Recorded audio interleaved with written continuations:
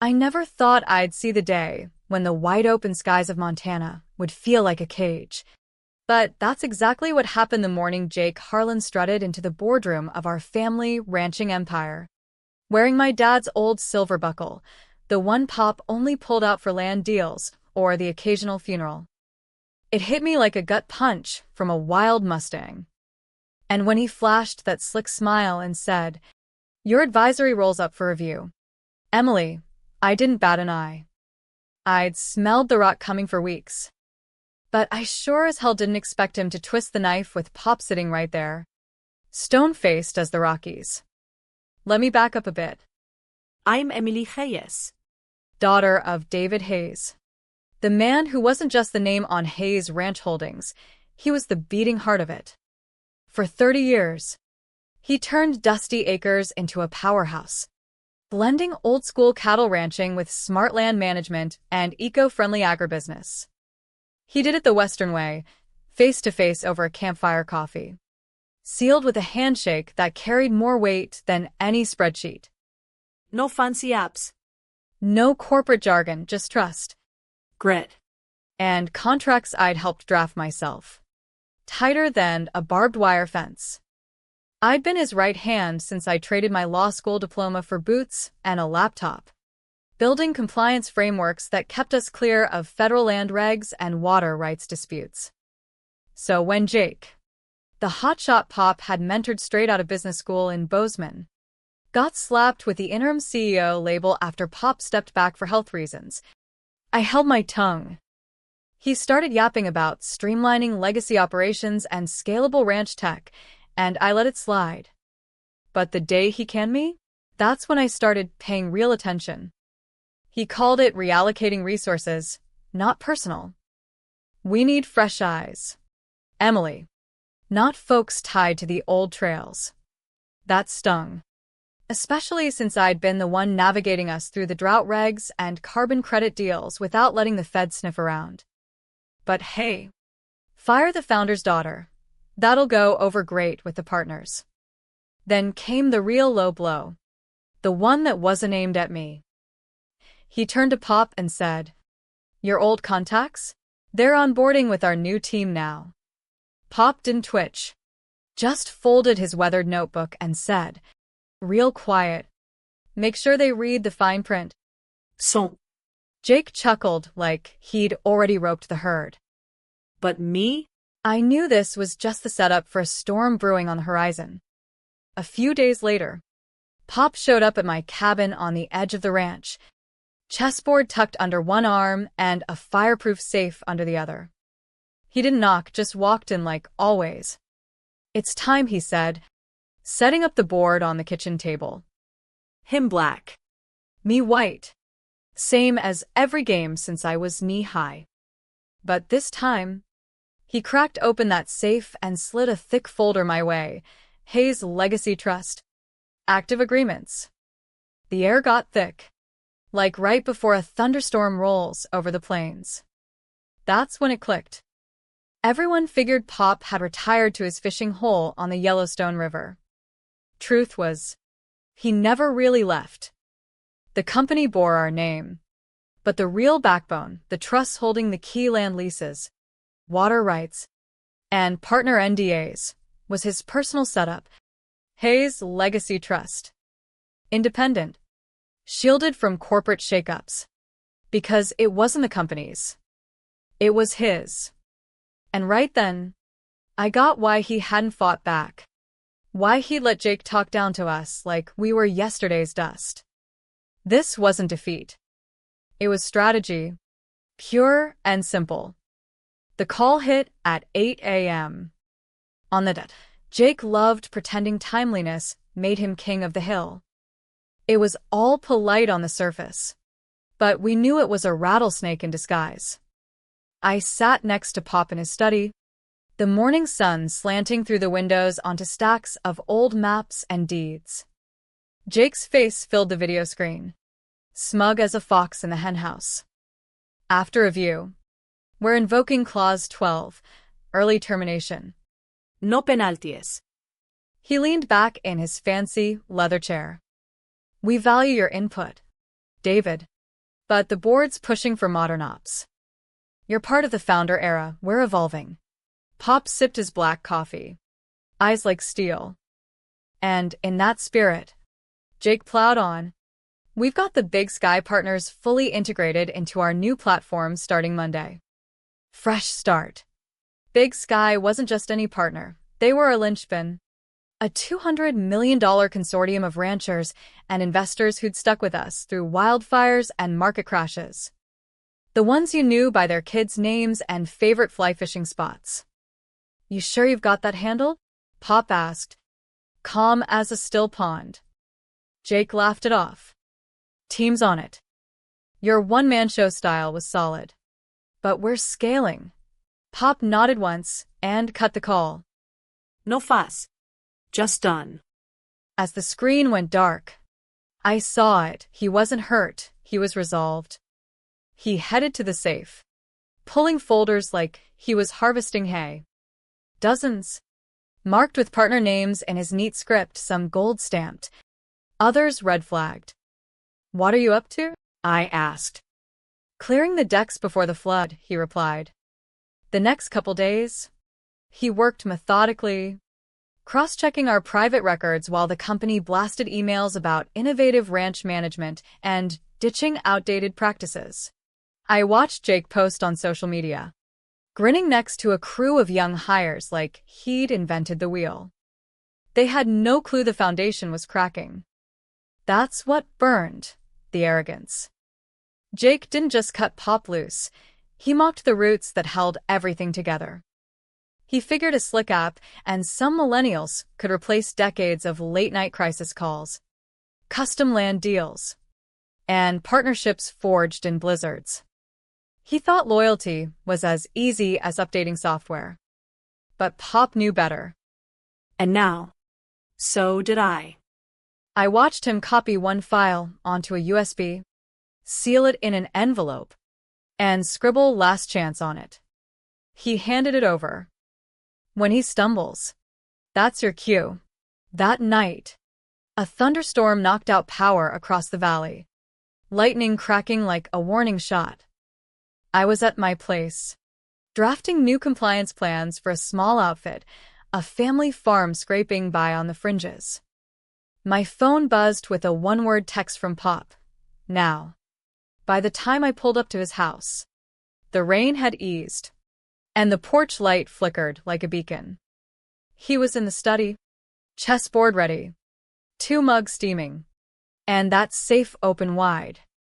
From inside, he hauled a banker's box labeled Hayes Legacy Trust, active NDAs. It thumped on the table, smelling of ink and old decisions. This, he said, breaking the quiet, was never theirs. I knew what he meant. Folks think NDAs are just paper shields. But Pop crafted them like saddles, custom fit, with clauses sharp as spurs. And the big ones? They weren't with the company. They were with him. Through Hayes Legacy Trust. Private. Untouchable. Invisible to hotshots like Jake, who skimmed the headers. He spun the board my way.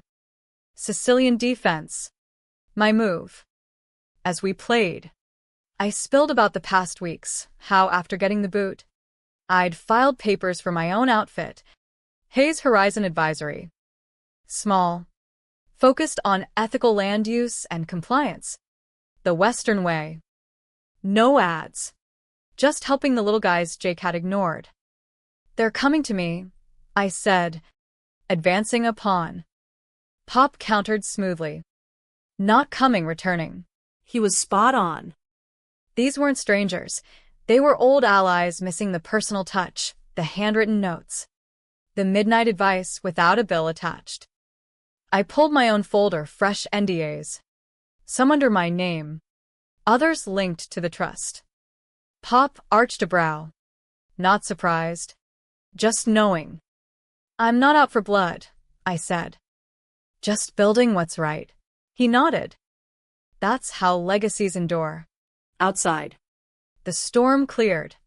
Windows fogging with change. Piece by piece. The board filled. each move heavy with meaning. We weren't just gaming.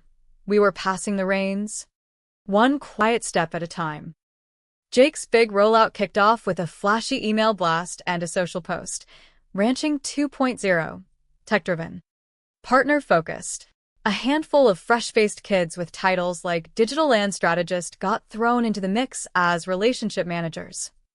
They started dialing partners 2 days after Pop's contract got axed. Not one call stuck. Big Sky didn't even pick up. A family outfit in Wyoming asked, "Where's Emily?" before clicking off. A Colorado water co-op flat out said, "We don't chat regs with greenhorns," and looped their lawyer. Jake piled on more staff. Even roped in internal legal for a full NDA sweep, assuming everything Pop touched was company property. But legal was blind to the dual-track setup Pop had insisted on for years. One NDA for ops. Another for trust through Hayes Legacy Trust. Not for power grabs, but smart protection under Montana law. You can't breach what you're not party to. Then the shoe dropped. A mid-sized partner, an old-timer cattle syndicate from Idaho, got a pushy update request from one of Jake's newbies. 2 hours later, their attorney fired off an email, per Clause 5.3 of our agreement with Hayes Legacy Trust. This outreach violates our confidentiality covenant. Cease immediately. I pictured Jake's face draining color like a dry creek bed. He rallied legal, who dug in and found zilch because the real docs were in Pop's safe. That sparked what they dubbed document cleanup, but it was pure panic, auditing every major NDA, red flagging the same line, access non-transferable without Hayes Legacy Trust consent. Meanwhile, my inbox lit up quietly. A general counsel here, a ranch manager there, some seeking advice, others full engagements. I didn't sell, I just delivered, drawing on the frameworks I'd built, the risks I'd flagged before they bit. So, we set boundaries. Every new partner got a clean contract, Hayes Horizon Advisory, with Hayes Legacy Trust as silent partner. Legally separate. Rock solid under U.S. trust laws. No fanfare, just a steady shift. Loyalty peeling away from the company like old paint. Jake didn't grasp it yet. But what he'd tried to digitize, real trust, was slipping through his fingers like sand. Every tie he saw as an asset was a lifeline, and I held the other end. Pop stayed quiet, observing, moving pieces while Jake flailed with fancy tools. They thought we were rivals, really. We were just welcoming back what they tossed aside. By midweek, the company's glass-walled HQ in Billings felt like a pressure cooker about to blow. Jake paced at the head of the table, voice flat, sliding through a deck called Legacy Asset Realignment. But the board wasn't buying, not with the chair glaring like a hawk spotting prey. Questions flew. So, our top revenue streams are legally off-limits. Jake stammered. Not off-limits. Just transitioning. Legal chimed in. We can't renegotiate. The NDAs weren't novate to the company.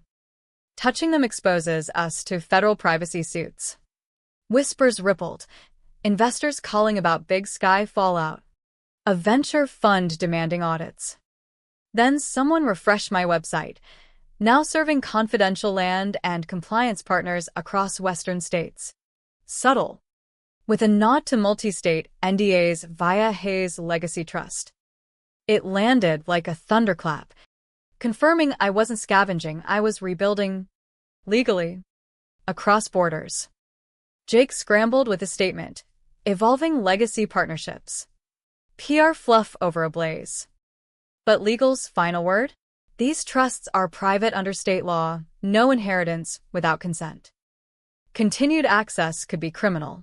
That hung heavy. Pop. Meanwhile, reviewed our realignment list, partners already reaching out. We drafted engagements in green ink, each bolted tight. Jake hadn't just fired a founder, he'd cut the trust vein feeding his empire. Now. They were drifting back to us, one lawful step at a time. The calls ramped up by Friday. Jake Sell, his assistant, even a spoof number from Pop's old hunting club. All ignored. Then the email, path forward, urgent. Fluffy talk of synergies and continuity. I forwarded to our counsel with a note, CC Big Sky per clause 6.7. Their reply shot back, any collab is unauthorized. Archive for records. Route future contact through legal. Sword delivered. Noon hit, and Jake faced an emergency board huddle, no frills. Just tension. Why no heads up on these contracts? A director barked. Jake's assumed got shut down. The CFO slid a spreadsheet, 40+ NDAs under my name or the trust. High stakes. Cross-state. The room iced over. Lord, someone muttered. Pop swung on his porch, coffee in hand, scanning news. Big Sky shifts compliance to private firm amid corporate shakeup. A buddy texted, "This you?" Pop. Timing's no accident. Our lines buzzed, not with Jake, but partners seeking realignments. We took them selectively, each with a clean break clause from the old firm, backed by the trust. Every signature eroded Jake's defense. He craved efficiency. He got isolation by policy. And Pop? He watched like a seasoned rancher eyeing a predictable storm. Trust doesn't yell when burned. It just moseys on, one deal at a time. The meeting wasn't scheduled. No catered spreads or polished agendas, just a stark conference room in a Missoula private equity firm. 3 suits on one side, Pop and me on the other. I carried a notepad. Pop. Nothing. The lead investor, a sharp-eyed woman known for dismantling boards with a glance. Cut in. You know the drill? I nodded. She flipped her tablet, a chart showing 7 of 10 top partners now with us. Signed, sealed, active. They weren't threatening. They were negotiating. We need stability. You've got the accounts. We're proposing a managed handover. Meaning, let us fold quietly while saving face. The catch. Jake steps down now. Pop stayed still, Leg crossed, gazing at the wall like recalling an old trail. This was my call. I leaned in. You'll get it. But 2 conditions in writing. No non-competes on our trust clients. And no spin, no mutual BS. She grinned wolfish. Done. Papers slid over. Pre-drafted. Deal sealed in 10 minutes. Jake learned via a curtboard note. Transition effective. Leadership shift confirmed. He clawed back with one last email to Pop. Respect what we built. Mistakes both sides. Stay cordial. Pop read it on the porch. Pass the phone. Type this. I did. Your error wasn't firing me. It was thinking trust shifts with a title. Sent. That closed it. The company limps on in name, but it's hollow, a shell without soul. My firm now stewards those partners Jake once boasted about. Not for spite, but because they chose us. This wasn't vengeance, it was preservation. Pop didn't torch bridges, he handed me the map to forge new paths. Pop strolled into my new office without fanfare, boots echoing on the hardwood like they own the place. Same faded jacket, same steady stride. I was buried in deeds. The Montana sun painting the room gold through big windows overlooking the valley. He eyed the sign outside, Hayes Horizon Advisory and Trust. Simple. Enduring, no ego. Just legacy. On my desk. Big Sky's final transfer docs. Ink fresh. The partner Pop had guided through land grabs and eco-audits was ours now. Locked in. No hoopla, just solid. I pushed the folder his way. He touched it like blessing a newborn calf. Didn't peek inside. Glanced around. Open space. a couple young analysts crunching water rights data, and admin fielding calls from holdouts at the old firm. His phone buzzed. Big Sky's head honcho, the one who'd stonewalled Jake's crew. "She's got your edge, but sharper," the voice chuckled. Pop laughed easy. "Damn right." Hung up. Set the phone down. Stepped back. Gave me that peer look, builder to builder. "You know," he said, grabbing the coffee I'd brewed strong. I didn't steal him back. Paused. Smiled faint. Just ensured they had better hands. But as the weeks turned to months, something shifted in me. Watching Jake's downfall from afar, his LinkedIn going silent, rumors of him scrambling for consulting gigs in Denver, I didn't feel triumph. It gnawed at me, that cold edge of what we'd done. Sure, it was legal. Every move above board under trust laws that protected family legacies like ours. But was it right? Pop noticed one evening over chess on the porch, the sun dipping behind the mountains in a blaze of orange. "You're holding back," he said, moving his knight. I sighed, advancing my queen. "We crushed him." Pop. Clean, but crushed. Feels. Empty. He nodded slow, like he'd expected it. "Trust ain't just contracts. Eminência. It's people. We protected ours. But maybe we forgot his side." That hit home. Jake wasn't pure evil, just ambitious. Blind to the human glue holding it all. He'd learned from Pop. After all. Next day, I reached out, not to gloat, but quiet-like. An email. No hard feelings.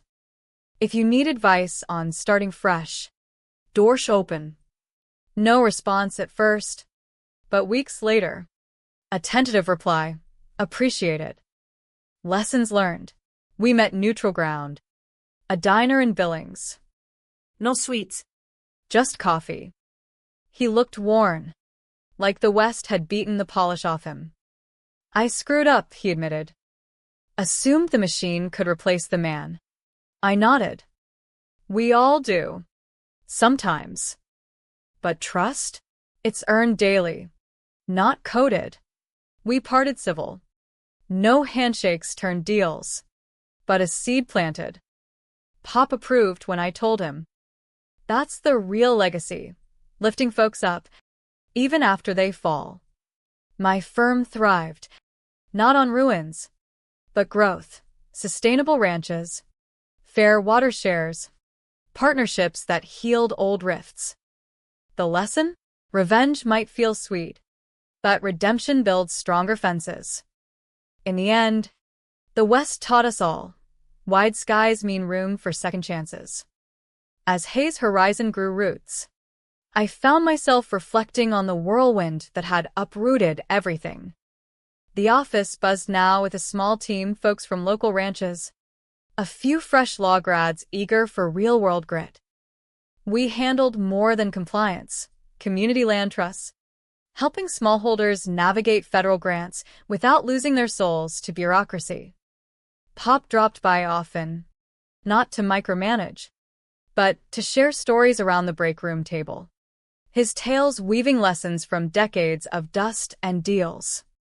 One crisp fall morning, as leaves turned gold across the valley, a familiar truck pulled up, Jake's, dented from whatever road he'd been on.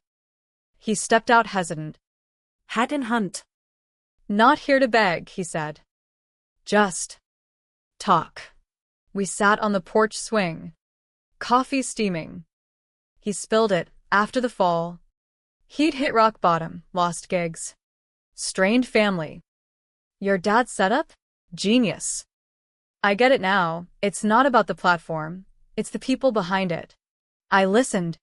No judgment. We all chase the horizon. Jake. Sometimes we trip. Turned out, he'd started a small consulting gig in Wyoming, focusing on tech for family farms. Humble, grounded. "Any advice?" he asked. I shared a few tips, on building trust clauses that flex with life, not rigid code. Pop joined us midway, no grudge in his eyes. Life's a long trail, he said. Room for detours. Jake left lighter, and something mended in me too. The humane side wasn't ignoring the hurt, it was extending a hand across the divide. Our story spread quietly in Western circles, not as revenge legend, but cautionary tale. Value the roots, or watch and pull away. And the light lesson? In a land as vast as this, forgiveness isn't weakness, it's the water that keeps the soil fertile. Months later, at a regional AG conference in Helena, Jake and I crossed paths on a panel. No awkwardness, just pros sharing insights. He nodded to our model, learned from the best. Pop, in the audience, smiled that knowing grin. We turned betrayal into bridge building, proving that even in drama's grip, humanity wins. The empire wasn't just reclaimed, it evolved, stronger for the scars. As winter snow blanketed the ranch, I stood with Pop overlooking the fields, chessboard forgotten for once. Proud of you, he said. Not for winning, for choosing better. And, in that moment, under the endless sky, I knew, true legacy isn't in the contracts, it's in the compassion we carry forward. Looking back, the real turning point wasn't the boardroom betrayal or the legal maneuvers, it was the quiet choices that followed. The ones that humanized the mess. Hayes Horizon wasn't just a business, it became a haven for those Jake's evolution had left behind. We expanded thoughtfully. Workshops on ethical ranching, pro bono advice for native land trusts, bridging old feuds with modern tools. Pop mentored the team, his wisdom like aged whiskey, smooth, potent. One spring day, as rivers swelled with melt, Jake reached out again. Got a tricky case, water rights overlapping trusts. Mine to consult. We collaborated remotely. No egos. It worked, his client thrived. Thanks, he messaged. Oh, you. Pay it forward, I replied. That became our mantra. The drama faded, replaced by growth. Partners returned not out of spite, but trust rebuilt. Big Sky's CEO joked at a meeting. You Hayes folks, tough as nails. Kind as kin. The lesson lingered light. In the West's wild heart, revenge rusts, but redemption rides eternal. Our family legacy? Not vengeance, but the grace to let go and lift up. And as stars wheeled over the plains, I knew we'd written a better story, one of humanity prevailing.